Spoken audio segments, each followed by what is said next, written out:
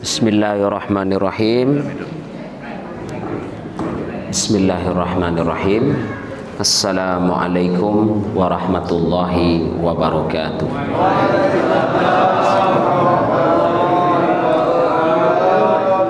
Alhamdulillahi rabbil alamin. Allahumma salli ala sayyidina Muhammad wa ala alihi wa ashabihi ajma'in. Amma ba'du.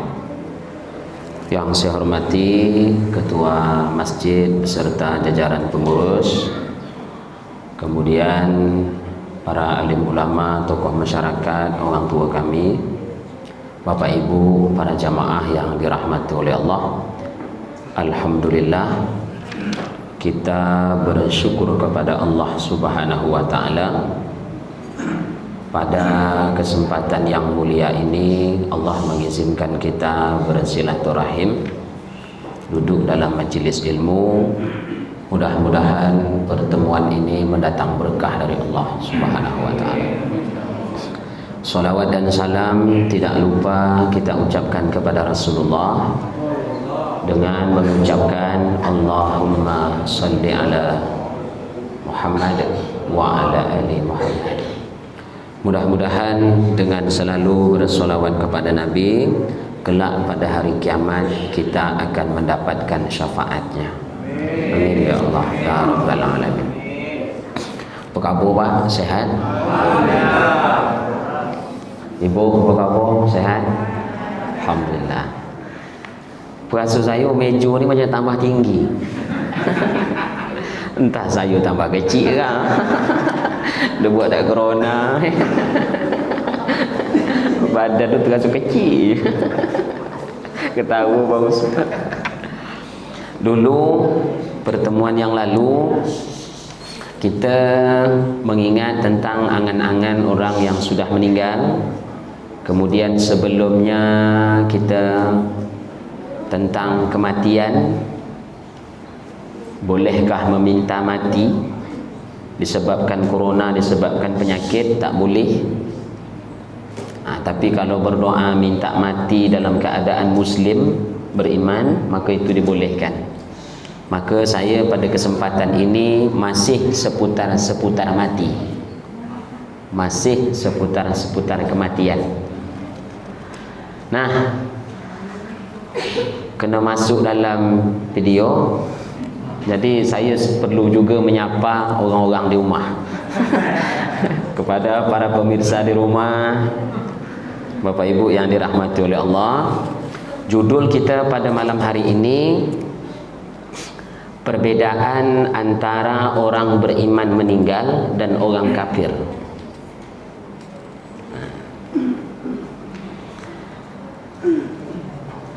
Anin Nabi sallallahu alaihi wasallam, Rasulullah bersabda, kedudukan hadisnya hasan. Hadisnya hasan. Qala, dia berkata, al-mu'min yamutu bi'urqil jabin. Ibu, ini tolong diperhatikan. Besok ada keluarga atau yang sudah yang telah meninggal tu, kita bayangkan balik. Kata Rasulullah, orang beriman itu kalau dia meninggal, banyak amalnya, dia mengeluarkan keringat pada keningnya. Nah, jabin tu, kalau kening, mana kening baik? Kan salah sebut pula. Kening ini dah, ini tapi jabin di sini ni ada yang ini semua. Jadi orang beriman itu kalau dia meninggal, dia mengeluarkan keringat sini. Kenapa keluar keringat? Pahamlah. Kan gitu ya Pak ya?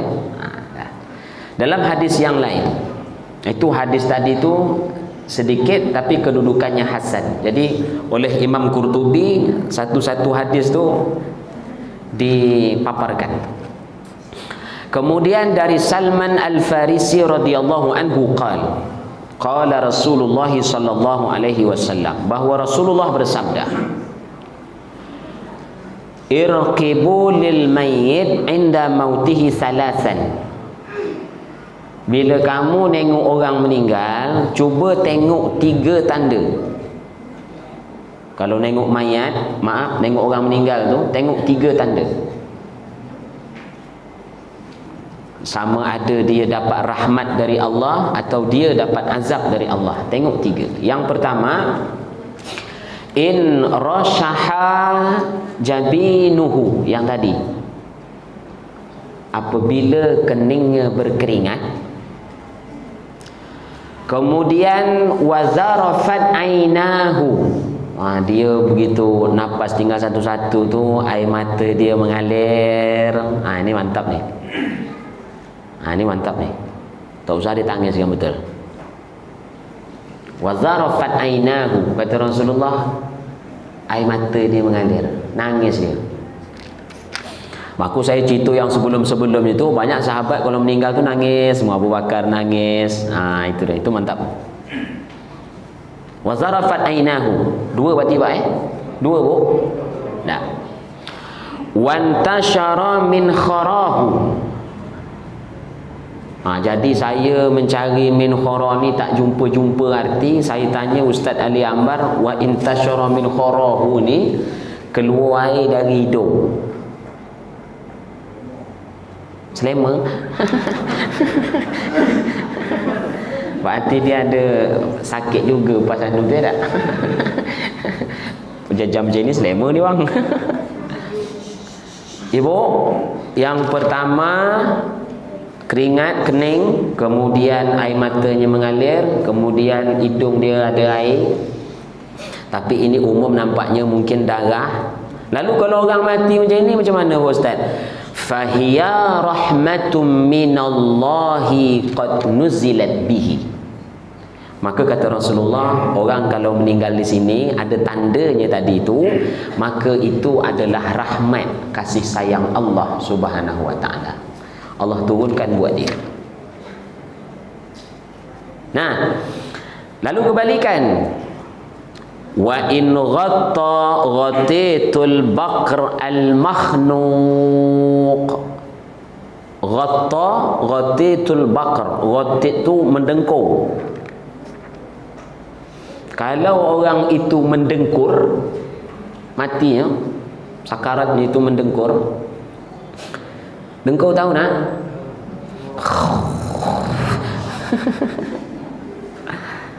Tapi ini tidak pula semua. Saya pernah tengok, ada anak muda kecelakaan, leher hampir patah. Jadi itu memang berbunyi macam air mengelegak. Bunyi.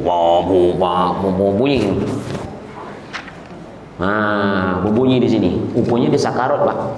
Rupa sakaratul maut dia. Itu bunyi. Nah, balik ke hadis, apabila kamu melihat orang meninggal dunia mendengkur, bakr, kalau bikr tu perawan, bikrun itu perawan, anak gadis. Tapi kalau bakr itu anak keledai. Beda sikit je, ini bahasa Arab ni pak. Kalau garis bawah gadis artinya. Kalau baknya baris atas bakr, itu anak keledai. Dia mendengkurnya sama seperti anak keledai. Jadi bapak ibu, maaf, suara paling buruk di muka bumi ni suara keledai. Burung gagak di tempat awak kan tak elok bunyi itu, belum, masih tak elok lagi suara keledai. Lalu suara yang paling mantap, suara Bang Usman, suara saya. Suara Bang Usman 92, saya 94. Tak nak ngalah. Kalau seandainya dia meninggal mendengkur seperti anak keledai yang pokoknya yang terjepit lah gitu. Satu, dia mendengkur. Kemudian yang berikutnya wahumida launuhu. Humida ni dalam kamus asri, saya cari, saya takut menyampaikan yang salah. Jadi padam. Berarti humida dalam bahasa Arab, khomida dalam bahasa awak Melayu Indonesia tetap ditulis situ padam.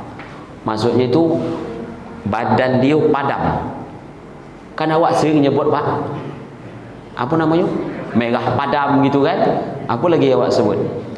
Jadi warna dia tu berubah jadi padam. 2. Kemudian yang berikutnya wa azbada syadqahu.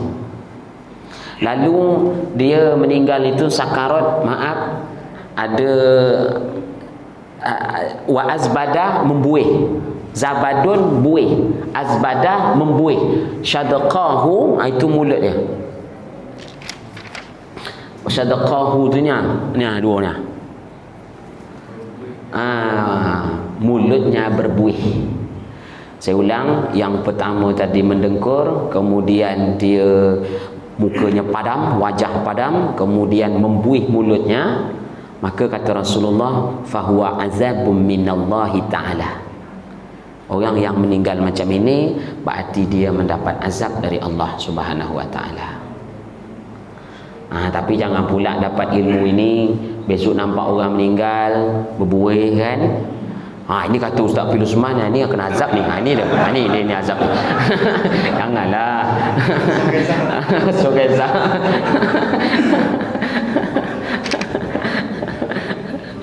Aduh.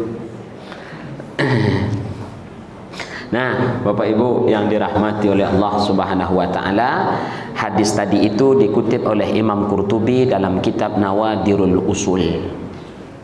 Nah, yang berikutnya.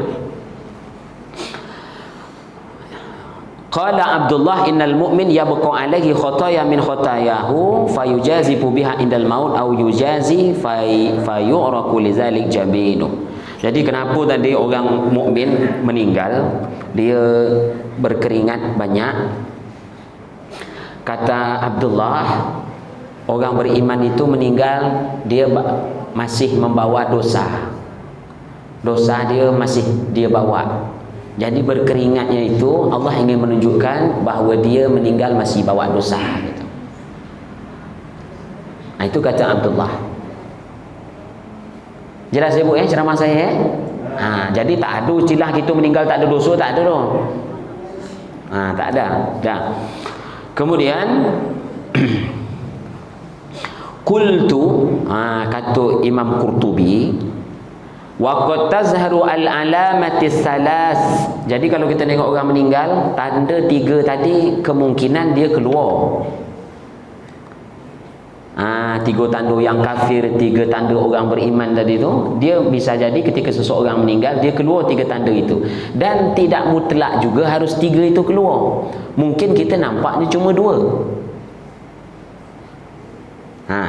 Maka di sini disebutkan waqad tazharu wahidatan. Mungkin kita akan nampak satu je tanda tu. Air matanya tak keluar tapi keringat aja, atau keringatnya tak keluar mungkin air mata aja mengalir air mata dia. Anak aku tak berbalik dari Pekan, mengalir air mata dia. Kebun tu sebidang, mak aku dia berkelahi 4 beradik. Alangkah baik aku maju Ustaz Filus, tak payah berkebun lagi. Jadi dia nangis dia. Tanda tu bisa gitu. Kemudian kata Imam Qurtubi wa tazharu isnatani. Mungkin kita akan menemukan tanda itu 2. Waqad syahidna urukul jadin wahdah. Kata Imam Qurtubi, aku pernah melihat orang meninggal itu keringatnya saja yang keluar dari jabinnya, keningnya itu. Dan itu merupakan karomah buat dia. Mudah-mudahan besok awak meninggal keluarlah keringat awak. Tanda amin. Amin ya Allah ya Rabbal alamin. Bapak Ibu yang dimuliakan oleh Allah Subhanahu wa taala. Pak Ustaz, kadang kami nengok orang kafir ini, artinya yang bukan Islam meninggal senang betul. Lalu kita orang beriman ni sembahyang, ucap 2 kalimah syahadat, justru tambah sulit pula mati meninggal. Sampai seminggu sakit. Itu dah kita pelajari dulu tu. Semakin banyak sakit, ridha Allah ampunkan dosa kalau sakit. Sekarang pada waktu sakaratul mautnya, apa ada hadis Nabi? Nah, kata Rasulullah sallallahu alaihi wasallam, inna nafsal mu'min takhruju rashhan. Berarti hadis tadi ada pula hadis lain. Sesungguhnya orang yang beriman meninggal, dia mengeluarkan keringat. Wa inna nafsal kafir tusallu kama tusallu nafsul himar. Sesungguhnya orang kafir dia meninggal, dicabut nyawanya itu sama seperti nyawa keledai dicabut. Wa innal mu'min la ya'malu al-khati'ah fayushaddidu alaihi indal maut. Ada orang beriman tapi dulu narkoba. Ada orang beriman dulu banyak makan yang tak elok. Ada orang beriman rajin ke masjid tapi cakap masih menyinggung orang lain. Mulut dia agak degil sikit Pak Ustaz.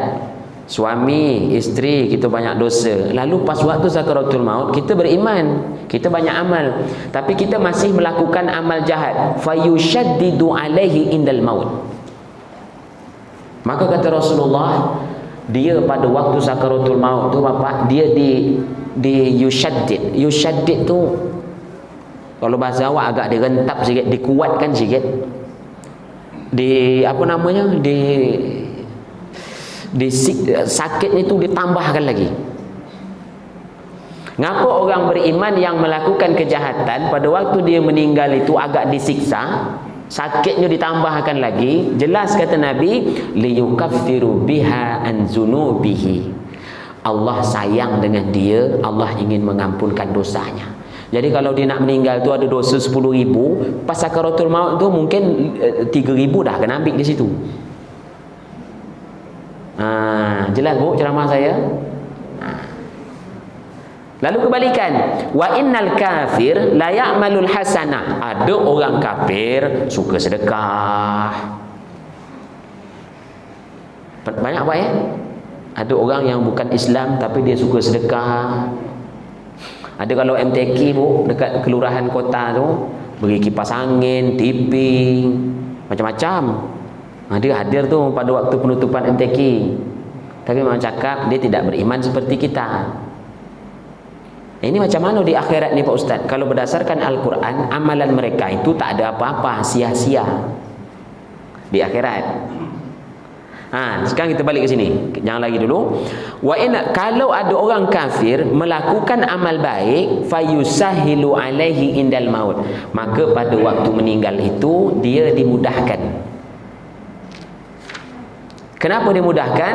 Liyajziya biha. Amal baik yang pernah dia buat tu dibalas pada waktu sakarat. Kenapa dibalas pada waktu sakarat? Nanti di alam surga dia tak dapat. Macam tak sedap ceramah saya. Sedap Bu. Sedap tu sedap Ustaz. Cuma malam ini macam tak nak balik kami. Kat surau je lah ngaji.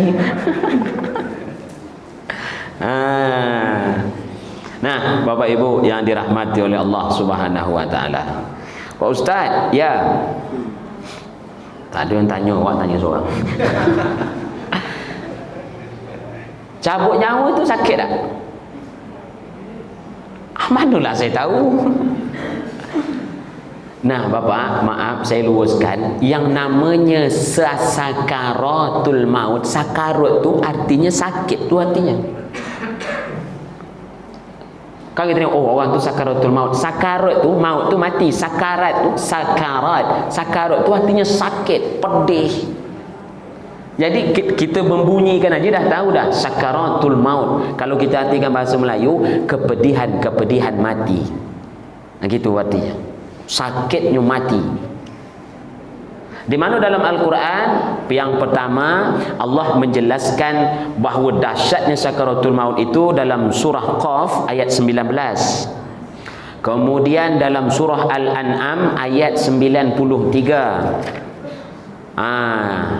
Kemudian di dalam surah Al-Qiyamah ayat 26. Waja'at sakratul maut bil haqq, maka akan datang kepedihan-kepedihan mati itu dengan hak.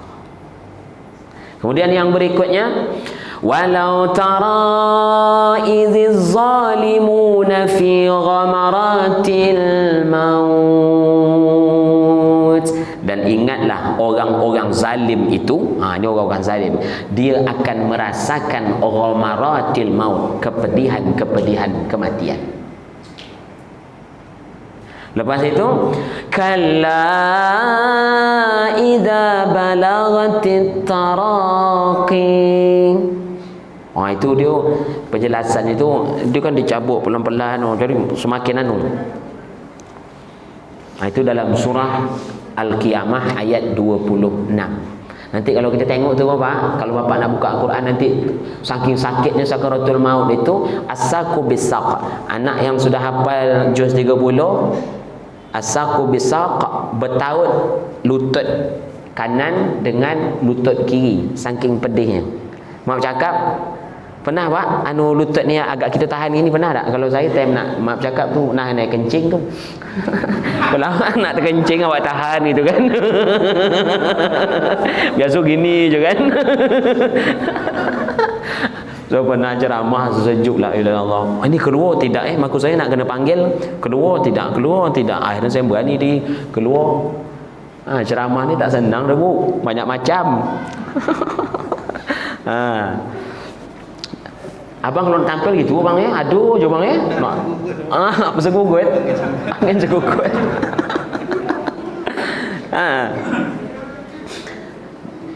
Nah Pak Ustaz, ya Rasulullah tu meninggal sakit tak? Sakit. Rasulullah meninggal sakit tak? Sakit. Jadi dijelaskan sini, an Aisyah radhiyallahu anha anna Rasulullah sallallahu alaihi wasallam kanat baina yadayhi rukwah au ulbah. Bawa minum dulu Pak Ustaz. Jadi Nabi kata Aisyah, bismillah, ketika dia menjelang sakaratul maut, kanat baina yadaihi rukwah au ulbah. Di samping Nabi itu ketika hendak sakaratul maut ada semacam kaleng kosong, tempat air, fihi ma'un, di dalam kaleng itu ada air. Kemudian kata Aisyah, faja'ala yadkhulu yadaihi fil ma'. Nabi menjelang meninggal ada air dalam kaleng, tempat air, mangkuk, lalu Nabi celup tangan. Lalu fayamsahu bihima wajhahu. Lalu Nabi dah diambil air tadi, dilapkan ke wajah. Jadi maaf cakap ni, saya stop dulu kejap. Boleh tak Pak Ustaz kalau kita sebelum meninggal besok, maaf cakap ya Pak dah jam 4 subuh kan, Assalamualaikum. Waalaikumsalam. Siapa datang jam 4 ni? Aku Israel, gitu kan. Israel tu siapa? Tak faham juga, malaikat maut, gitu kan. Berarti kan kita nampak tu, kita tahu. Lalu kita ambil lah, kita melakukan apa yang dilakukan oleh Nabi. Boleh tak? Boleh. Kita mana tahu ketika malaikat datang. Rupanya pas waktu nak meninggal kita tahu bahawa itu malaikat maut. Jadi kita ambil air lalu usapkan ke wajah. Dapat pahala Pak Ustaz? Dapat. Kenapa? Karena Nabi melakukan itu. Nah, subhanallah. Lalu Nabi mengusap itu. Maaf, mungkin Aisyah tidak tahu dia sedang dicabut, tapi napas Rasulullah sudah satu-satu. Wa yaqulu, lalu Rasulullah berkata kepada Aisyah, la ilaha illallah. Jadi sambil sakit tu, tak ada Tuhan selain Allah. Inna lil mauti sakarat. Sesungguhnya kematian ini betul-betul memiliki sakarat. Sakit betul gitu.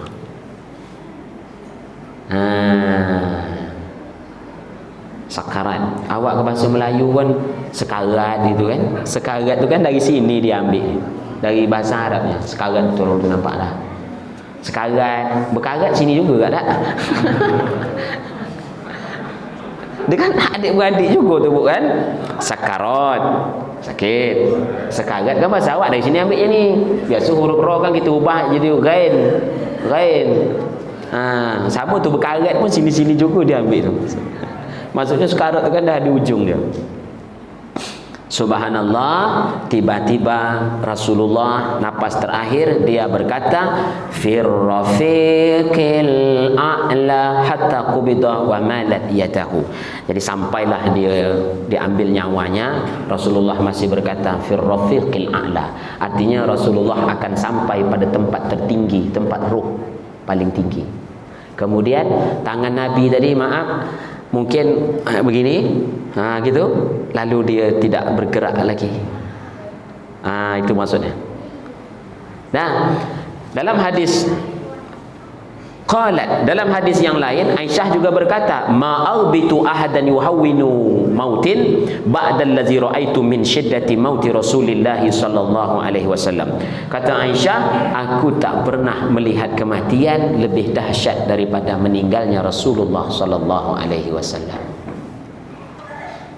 Tapi kedudukan hadis yang di bawah ini dia dhaif, lemah. Yang di atas tadi, yang la ilaha illallah, kata Rasulullah inna lil mauti sakarat, itu hadisnya sahih. Tapi hadis dhaif pun tetap ditulis di sini oleh ulama. Dhaif itu dia lemah, tapi hadis juga gitu. Bu, ngantuk? Jauh menung. Tak usah takut, Bu. Nah, Bapak Ibu yang dirahmati oleh Allah, ni saya jelaskan. Ini maaf, hadis yang saya baca ni hadis maudhu'. Maudhu' ya, maudhu' tu hadis palsu. Maudhu' tapi buat dengar-dengar aja, Pak. Ni hadis palsu ni, janganlah dia bawa balik oh macam itu dah. Tapi ni hadis palsu, tapi oleh Imam Qurtubi dia ditulis juga. Ditulis bawah di footnote hadis palsu. Tapi untuk dengar-dengar aja. Dah. Wa zakara al-muhasabi fi ri'ayah. Dalam kitab ri'ayah dijelaskan oleh Imam al-Muhasabi anna Allah Ta'ala qala li Ibrahim alaihi salam.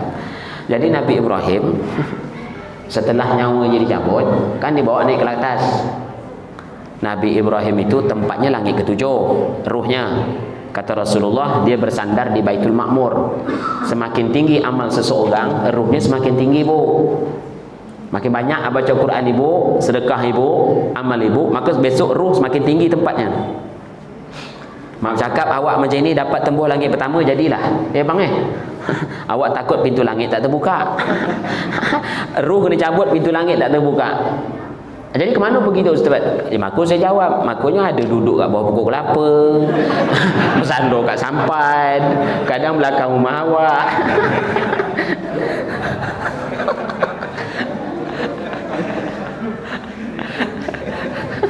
Saya ni sampai ketawa, sampai bergurau. Amal orang baik maka pintu langit terbuka ruhnya. Tapi kalau orang kafir, orang jahat, tidak ada amalnya, maka pintu langit tidak terbuka. Itu dia. Mengacau dia. Jam 12 balik Pak Ustaz, kata dia kan. Saya sering ceramah pambang tu tempat sunyi. Ustaz, kata dia kan. Balik 12 dia kan. Pokoknya 100 lah. Sampai mana tadi? Nah, lalu Allah berkata kepada Ibrahim, ya khalili kaifa wajadtal maut, wahai kekasihku, bagaimana engkau dicabut nyawa dulu? Apa yang engkau rasakan? Jadi berita ini kan sampai kepada Rasulullah. Jadi subhanallah, kasufudi Muhammad ju'ila fi sawfi ratab. Jadi kata Ibrahim, wahai Allah, ketika nyawaku dicabut sama dengan pelepah kurma, buah kurma yang kena rentap. Lalu apa kata Allah? Amma inna qad hawana alaika ya Ibrahim. Cabut nyawa seperti kami merentap kurma itu, kamu merentap buah kurma, pelepah kurma tu direntap. Cuba awak bayangkan tangan awak kena rentap. Qad hawana alaika, kami telah memudahkan sakarat bagimu. Tapi hadis ini maudhu', palsu. Nah, tapi tak apa untuk didengar aja. Nah, lepas tu hadis yang berikutnya kedudukannya lemah, tapi tak apa, dia tetap hadis. Wa ruwiya anna Musa alaihi salam lamma sara ruhuhu ila Allah, ketika Nabi Musa ruhnya sampai kepada Allah, Qala lahu rabbuh, lalu Tuhannya berkata kepada Nabi Musa, ya Musa, kaifa wajadtal maut? Wahai Musa, bagaimana engkau merasakan kematian? Ini kan awak tadi bab pertama kan sakit tak maut tu? Wahai Musa, bagaimana ketika nyawamu dicabut? Apa kata Nabi Musa bu? Qala wajadtu nafsi kal usfuril hayyi hina yughla al mikla la yamut fayastarihu wa la yanju fayatiru. Jadi kata Nabi Musa, ketika nyawa aku dicabut, sama seperti anak-anak burung, burung-burung yang hidup berada di dalam tempat gorengan kuali, tapi tak mati-mati. Tapi dia tak mati-mati.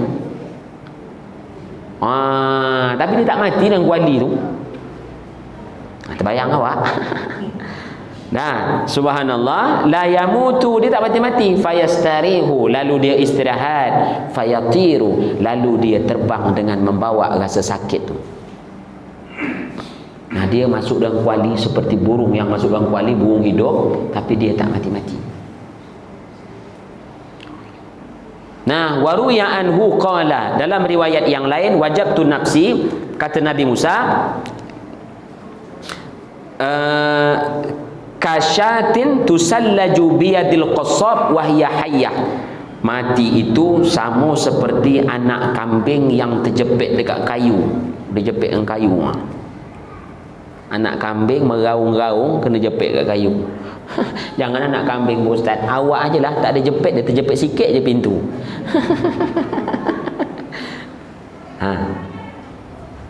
Nah, Bapak Ibu yang dimuliakan oleh Allah Subhanahu wa taala, ini lalu kata Rasulullah sallallahu alaihi wasallam, hadisnya hasan. Ini hadis hasan. Annal mauta asyaddu min darfi bisuyub. Mati itu, pencabutan nyawa itu, dia lebih dahsyat daripada pukulan-pukulan pedang. Lebih dahsyat daripada pukulan-pukulan pedang. Wa nashru bil manashir wa qardu bil maqarib. Jadi dia lebih dahsyat daripada ada orang kena pukul macam kita pukul rendang, lebih dahsyat daripada itu. Itu hadisnya hasan. Jadi secara umum dia lebih syadid, sakit daripada sebatan pedang. Ada pula hadis palsu di bawahnya. Maaf, ini hadis palsu. Hadis palsu ni. Wallazi nafsi biyadihi, Rasulullah pernah bersumpah, limu'ayinatu malikil maut asyaddu min alfi darbatin bisayf. Saya garis bawah itu, hadis ini hadis palsu tapi untuk dengar je. Kata Rasulullah, pencabutan nyawa itu lebih dahsyat daripada 1000 kali tebasan pedang. Tapi hadisnya palsu. Hadis tu tidak diketahui kesahihannya. Begitu. Tapi secara umum tadi dia lebih syadid daripada sebatan pedang. Kalau ini yang bunyi 1000 tu, atau cuma dia dari siapa tu tidak diketahui, maka disebutlah dengan hadis maudhu, hadis palsu. Yang jelas secara umum sakarat itu sakit. Saya tak dapat nak membuat kesimpulan. Jangan pula kata kita ada orang nanti sakarat ini apa namanya? Rupanya Allah ingin mengampunkan dosanya. Kan begitu ya Pak ya? Nah, Bapak Ibu yang dirahmati oleh Allah Subhanahu wa taala, kita lewat 20. Jam saya atau jam itu Jam saya lewat 15 ni. Betul lah Pak ya? 5 minit? 1 minit dah. Berarti Bapak Ibu yang dirahmati oleh Allah Subhanahu wa taala, mudah-mudahan apa yang saya sampaikan ini bermanfaat. Tujuan saya bukan untuk menakut-nakutkan, tetapi supaya kita lebih banyak beramal soleh.